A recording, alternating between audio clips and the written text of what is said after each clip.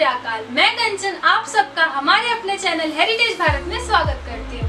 यहाँ हम बात करते हैं इंडिया के डिफरेंट कल्चर, ब्यूटीफुल फेस्टिवल और डिफरेंट फ्लेवर्स ऑफ फूड के बारे में।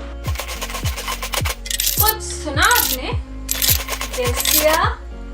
जी हाँ, आज हम बात करने वाले हैं इंडियन करेंसी के बारे में। एक दौर था बार्टर सिस्टम का, फिर आया सिक्कों का, फिर आया पेपर करेंसी का।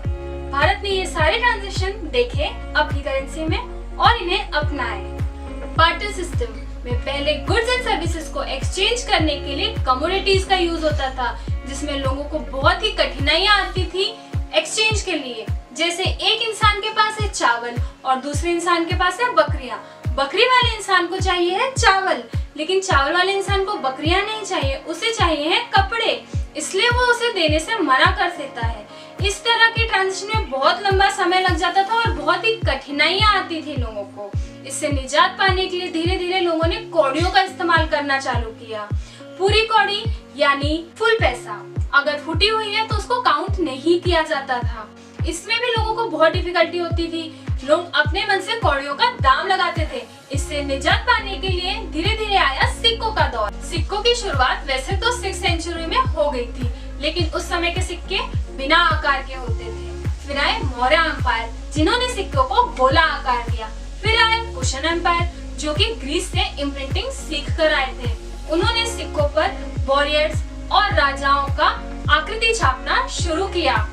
उस समय पर गोल्ड, सिल्वर, लेड, कॉपर जैसे धातुओं का बहुत इस्तेमाल होता था। समय बीता, फिर 12th सेंचुरी में आए तुर्किश सुल्तान, जो कि दिल्ली में राज कर रहे थे। उन्होंने नए सिक्के निकाले इस्लामिक कैलीग्राफी के और उन्हें यूज करना शुरू किया।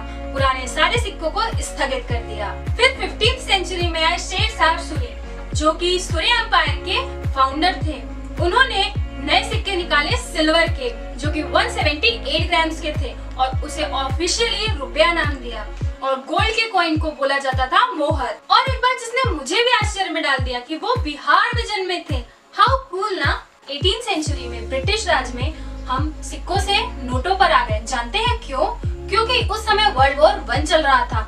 सिक्कों का काम वेपन बनाने में ज्यादा हो रहा था। इससे सिल्वर के सिक्कों की कमी होने लगी और उसकी वैल्यू गिरने लगी। जैसे जैसे समय के साथ सिक्कों का उपयोग कम हुआ, वैसे वैसे पेपर करेंसी आती गई। पेपर करेंसी उस समय इंग्लैंड से आती थी और बार बार ट्रांसपोर्ट कराने में ब्रिटिश गवर्नमेंट को बहुत इशू होता था। इसलिए उन्हें डिफिकल्टी आती थी कि बार बार ट्रांसपोर्टेशन कैसे करेंगे। The bank of Hindustan, general bank in Bengal और द बंगाल बैंक ने मिल करके इंडिया में फर्स्ट पेपर करेंसी को इशू किया था।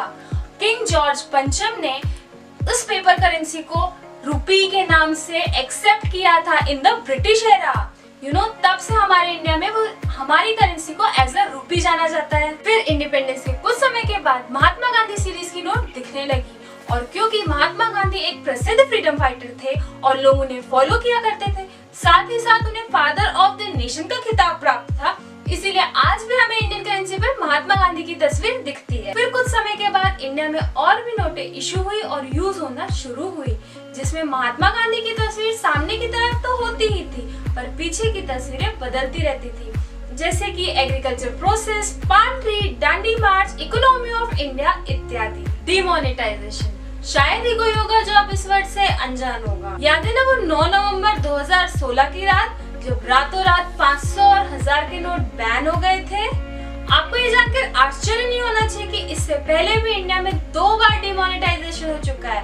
पहला 1946 में और दूसरा 1978 में। पहली बार 1000 और 10,000 की नोट, जी हाँ 10,000 रुपए की नोट को डिमोनेटाइज किया गया था, क्योंकि साधारण लोगों को बहुत ही दिक्कत होती थी उस नोट को यूज करने में। दूसरी 5,000 की नोट को गवर्नमेंट ऑफ इंडिया के थ्रू डिमोनेटाइज किया गया था, क्योंकि उन्हें रोकना था करप्शन और ब्लैक मनी को।